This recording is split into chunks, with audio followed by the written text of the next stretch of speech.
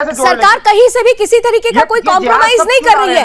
वो ये नहीं देख रही है, वो ये नहीं देख रही है कि कौन किस पार्टी से आ रहा है। सरकार और प्रशासन ये देख रहा है कि युवाओं के साथ अगर अन्याय हो रहा है तो वो उनके खिलाफ एक्शन ले रहे हैं।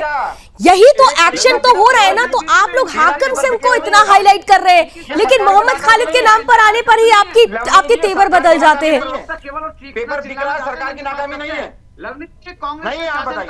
अरे संदीप जी, फिर तो राजस्थान की कहानी अगर सुनाई दे जाएगी। बिल्कुल संदीप जी, फिर तो राजस्थान में आपकी सरकार थी ना, भूल गए क्या आप? राजस्थान में आपकी सरकार थी, कितने पेपर लीक हुए थे, और उस वक्त जब आप लोगों से कहा जाता था कि सरकार की नाकामी है या नहीं है, तब आप किस तरीके से प्रशासन पर ठीकरा फोड़कर पल्ला झाड़ लेते थे। महाराज, पेपर परीक्षा कराने की जिम्मेदारी किसकी? मेरी है। संदीप जी,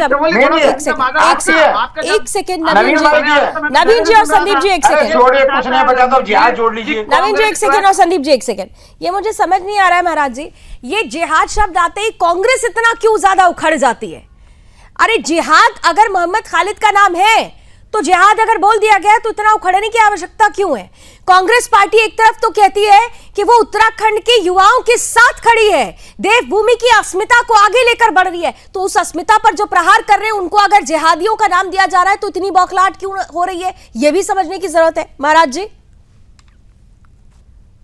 ये इनको परेशानी इसलिए है कि कांग्रेस का पूरा इतिहास है ये जिहादी गैंग को मदद करते हैं। आप आश्चर्य देखिए, वो वहां भगवा के ऊपर जब पेपर लीक का विषय तो भगवा कहां से आ गया, और भगवा को टारगेट करने का क्या मतलब है? ये योजनाबद्ध तरीके से टारगेट कराया जा रहा है। वो जो लड़की भगवा पर बोल रही है वो इसलिए बोल रही है कि हिंदुओं को टारगेट करने का मतलब है। आप हिंदुओं को और साफ बता दूं आपको, इनको संरक्षण देने की आदत पड़ गई है। इनको हिंदुओं का वोट नहीं चाहिए, इनको केवल जिहादियों का वोट चाहिए। जब इनके नेता राहुल गांधी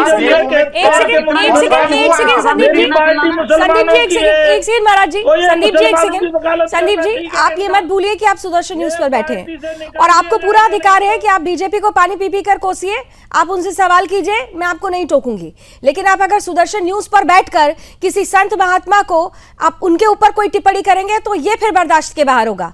आपको कोई अधिकार नहीं है, आपको कोई अधिकार नहीं है किसी संत का अपमान करने की। आप अपनी राय रख सकते हैं, आप बीजेपी से सवाल कर सकते हैं, लेकिन किसी संत पर कोई प्रश्न खड़ा नहीं कर सकते हैं।